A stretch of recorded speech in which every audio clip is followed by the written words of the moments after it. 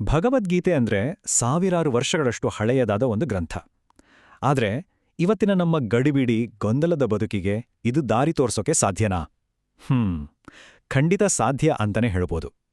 ಬನ್ನಿ, ಈ ಪ್ರಾಚೀನ ಜ್ಞಾನದೊಳಗೆ ಅಡಗಿರುವ ತುಂಬಾ ಸರಳ ಆದ್ರೆ ಅಷ್ಟೇ ಶಕ್ತಿಯುತವಾದ ಪಾಠಗಳನ್ನ ಇವತ್ತು ಒಟ್ಟಿಗೆ ಸೇರಿ ಅರ್ಥ ಮಾಡ್ಕೊಳ್ಳೋಣ. ಸಾಮಾನ್ಯವಾಗಿ ಯುದ್ಧ ಅಂತಕ್ಷಣ ನಮ್ಮ ಕಣ್ಮುಂದೆ ಬರೋದೋ ಒಂದು ದೊಡ್ಡ ರಣರಂಗ, ಸೈನಿಕರು, ಅಸ್ತ್ರಶಸ್ತ್ರಗಳು ಅಲ್ವಾ? ಆದರೆ ಈ ಪ್ರಾಚೀನ ಗ್ರಂಥ ಇದೆಯಲ್ಲ, ಇದು ನಮ್ಮನ್ನ ಒಂದು ಆಳವಾದ ಪ್ರಶ್ನೆಯ ಕಡೆಗೆ ಕರ್ಕೊಂಡೋಗುತ್ತೆ. ಬಹುಶಃ ನಮ್ಮೊಳಗಿನ ದ್ವಂದ್ವಗಳು, ಗೊಂದಲಗಳೇ ನಿಜವಾದ ಯುದ್ಧ ಭೂಮಿಗಳೇನೋ?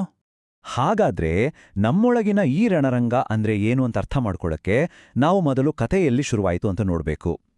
ಆ ಜಾಗ ಕುರುಕ್ಷೇತ್ರ, ಒಂದು ಮಹಾಯುದ್ಧದ ಭೂಮಿ. ಇದೊಂದು ತುಂಬಾನೇ ನಿರ್ಣಾಯಕವಾದ ಕ್ಷಣ.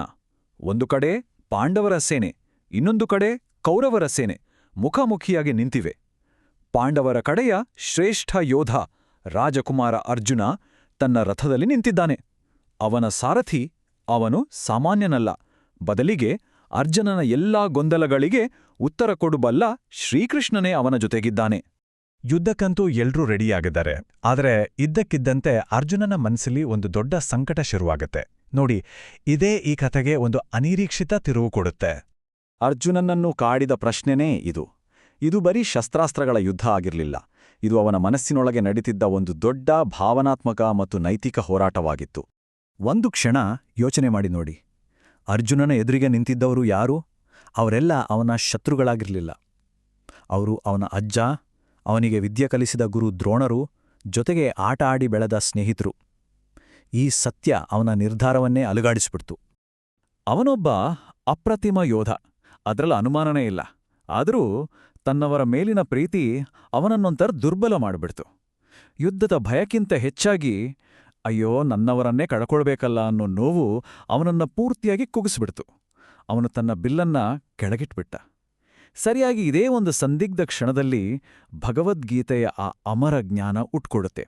ಅರ್ಜುನನ ಈ ಕನ್ಫ್ಯೂಷನ್ಗೆ ಕೃಷ್ಣ ಕೊಡುವ ಉತ್ತರವಿದೆಯಲ್ಲ, ಅದೇ ಗೀತೆಯ ಸಾರ. ಅದನ್ನು ನಾವು 3 ಪ್ರಮುಖ ಪಾಠಗಳ ಮೂಲಕ ಸುಲಭವಾಗಿ ಅರ್ಥ ಮಾಡ್ಕೊಳ್ಳೋಣ. ಮೊದಲನೇ ಪಾಠ ಆತ್ಮದ ಬಗ್ಗೆ. ಕೃಷ್ಣ ಏನು ಹೇಳ್ತಾನೆ ಅಂದ್ರೆ, ನಾವು ಅಂದ್ಕೊಂಡಿರುವ ಈ ದೇಹ ಇದೆಯಲ್ಲ, ಇದು ನಾವಲ್ಲ. ದೇಹಕ್ಕೆ ನಾಶವಿದೆ, ಆದ್ರೆ ನಮ್ಮೊಳಗಿರೋ ಆತ್ಮಕ್ಕೆ ಸಾವಿಲ್ಲ. ಅದು ಶಾಶ್ವತ, ಚಿರಂತನ. ಈ ಆತ್ಮದ ಕಾನ್ಸೆಪ್ಟನ್ನ ಒಂದು ಸರಳ ಉದಾಹರಣೆ ಮೂಲಕ ಅರ್ಥ ಮಾಡ್ಕೋಬೋದು. ಈಗ ನೋಡಿ, ನಾವು ಹಳೆ ಬಟ್ಟೆ ಬಿಟ್ಟು ಹೊಸ ಬಟ್ಟೆ ಹಾಕ್ಕೊಳ್ವಾ? ಹಾಗೇನೆ ಆತ್ಮ ಕೂಡ ಒಂದು ದೇಹವನ್ನು ಬಿಟ್ಟು ಇನ್ನೊಂದು ದೇಹಕ್ಕೆ ಹೋಗುತ್ತೆ. ಅಂದ್ರೆ ಸಾವು ಅನ್ನೋದು ಕೇವಲ ಒಂದು ಬದಲಾವಣೆ, ಅದೊಂದು ಅಂತ್ಯ ಅಲ್ಲ. ಎರಡನೇ ಪಾಠ ಧರ್ಮ. ಧರ್ಮ ಅಂದ್ರೇನು? ಸಿಂಪಲಾಗಿ ಹೇಳೋದಾದ್ರೆ ನಮ್ಮ ಕರ್ತವ್ಯ ಅಥವಾ ನಮ್ಮ ಜವಾಬ್ದಾರಿ. ಜೀವನದಲ್ಲಿ ಪ್ರತಿಯೊಬ್ಬರಿಗೂ ಒಂದು ಪಾತ್ರವಿರುತ್ತೆ, ಅದನ್ನ ಸರಿಯಾಗಿ ನಿಭಾಯಿಸುವುದೇ ಧರ್ಮ. ಕೃಷ್ಣ ಅರ್ಜುನನಿಗೆ ಇದನ್ನೇ ನೆನಪಿಸಿತು. ಒಬ್ಬ ಕ್ಷತ್ರಿಯನಾಗಿ ಸಮಾಜದಲ್ಲಿ ಅನ್ಯಾಯ ನಡೀತಾ ಇದ್ರೆ ಅದನ್ನ ತಡೆದು ನ್ಯಾಯವನ್ನ ಸ್ಥಾಪಿಸೋದು ಅವನ ಕರ್ತವ್ಯ. ವೈಯಕ್ತಿಕ ಭಾವನೆಗಳಿಗಿಂತ ಧರ್ಮ ಪಾಲನೆ ಅನ್ನೋದು ದೊಡ್ಡದು ಅಂತ ಹೇಳ್ತಾನೆ. ಮತ್ತು ಮೂರನೇದು ತುಂಬಾನೇ ಪ್ರಮುಖವಾದ ಪಾಠ ಕರ್ಮಯೋಗ. ಇದರ ಅರ್ಥ ಏನು ಅಂದ್ರೆ, ನಾವು ಮಾಡುವ ಕೆಲಸದ ರಿಸಲ್ಟ್ ಬಗ್ಗೆ ತಲೆಕೆಡಿಸ್ಕೊಳ್ದೆ, ಅದರ ಫಲದ ಬಗ್ಗೆ ಆಸೆ ಪಡದೆ, ಕೇವಲ ಶ್ರದ್ಧೆಯಿಂದ ನಮ್ಮ ಕರ್ತವ್ಯವನ್ನು ನಾವು ಮಾಡ್ತಾ ಇರಬೇಕು. ಈ ಪುಟ್ಟ ಕತೆ ಇದೆಯಲ್ಲ, ಇದು ಕರ್ಮಯೋಗವನ್ನ ಎಷ್ಟು ಅದ್ಭುತವಾಗಿ ವಿವರಿಸುತ್ತೆ ನೋಡಿ. ಆ ಇರುವೆಯ ಗಮನವೆಲ್ಲ ಗೂಡು ಕಟ್ಟುವುದರ ಮೇಲಿತ್ತೇ ಹೊರ್ತು ಮುಂದೆ ಮಳೆ ಬಂದು ಏನಾಗ್ಬೋದು ಅನ್ನೋದರ ಮೇಲಲ್ಲ. ಹಾಗೆ ನಮ್ಮ ಪ್ರಯತ್ನದ ಮೇಲೆ ನಾವು ಗಮನ ಹರಿಸಿದ್ರೆ ಫಲಿತಾಂಶದ ಚಿಂತೆ ನಮ್ಮನ್ನ ಕಾಡೋದಿಲ್ಲ. ಸರಿ, ಆತ್ಮ, ಧರ್ಮ ಮತ್ತೆ ಕರ್ಮಯೋಗದ ಬಗ್ಗೆ ತಿಳಿದುಕೊಂಡ ಮೇಲೆ ಅರ್ಜುನನ ಮನಸ್ಥಿತಿ ಹೇಗೆ ಬದಲಾಯಿತು? ಅವನಲ್ಲಿ ಯಾವ ಪರಿವರ್ತನೆ ಆಯಿತು? ಬನ್ನಿ ನೋಡೋಣ. ಜ್ಞಾನ ಅನ್ನೋದು ಕತ್ತಲೆಯನ್ನ ಓಡ್ಸೋ ಬೆಳಕಿದ್ದಾಗೆ ಅಲ್ವಾ?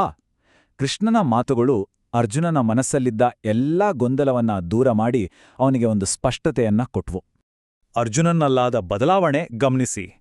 ಮೊದಲು ದುಃಖ ಮತ್ತು ಗೊಂದಲದಲ್ಲಿ ಮುಳುಗಿ ಹೋಗಿದ್ದವನು ಈಗ ತನ್ನ ಕರ್ತವ್ಯ ಏನು ಅನ್ನೋದ್ರ ಬಗ್ಗೆ ಸ್ಪಷ್ಟತೆ ಮತ್ತು ಒಂದು ದೃಢ ಸಂಕಲ್ಪವನ್ನ ಪಡೆದಿದ್ದ.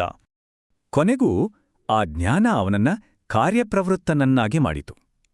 ಅರ್ಜುನ ತನ್ನ ವೈಯಕ್ತಿಕ ದುಃಖವನ್ನೆಲ್ಲ ಬದಿಗಿಟ್ಟು ತನ್ನ ಧರ್ಮವನ್ನ ಪಾಲಿಸೋಕೆ ಸಿದ್ಧನಾದ. ಈ ಕಥೆ ನಡೆದಿದ್ದು ಕುರುಕ್ಷೇತ್ರದಲ್ಲಿರಬಹುದು, ಆದರೆ ಇದರ ಪಾಠಗಳು ನಮ್ಮೆಲ್ಲರ ಬದುಕಿಗೂ ಅನ್ವಯಿಸುತ್ತವೆ. ಹಾಗಾದರೆ ಈ ಜ್ಞಾನವನ್ನ ನಮ್ಮ ದಿನನಿತ್ಯದ ಜೀವನದಲ್ಲಿ ನಾವು ಹೇಗೆಲ್ಲ ಬಳಸ್ಕೊಳ್ಬೋದು?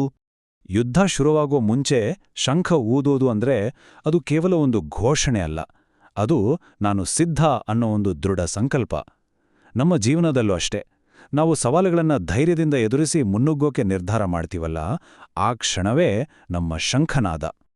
ನಮ್ಮೆಲ್ಲರ ಬದುಕಿನಲ್ಲೂ ಒಂದಲ್ಲ ಒಂದು ಸವಾಲುಗಳು ಬಂದೇ ಬರುತ್ತವೆ, ಹೌದಲ್ವಾ?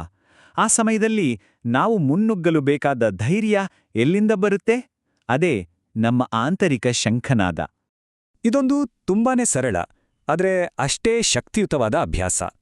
ನಮ್ಮ ಧೈರ್ಯಕ್ಕೆ ಒಂದು ಹೆಸರು ಕೊಟ್ಟು, ಕಷ್ಟ ಬಂದಾಗ ಅದನ್ನ ನೆನ್ಪಿಸ್ಕೊಂಡ್ರೆ ಆ ಸವಾಲನ್ನ ಎದುರಿಸೋಕೆ ಬೇಕಾದ ಮಾನಸಿಕ ಶಕ್ತಿ ನಿಜಕ್ಕೂ ಹೆಚ್ಚಾಗುತ್ತೆ.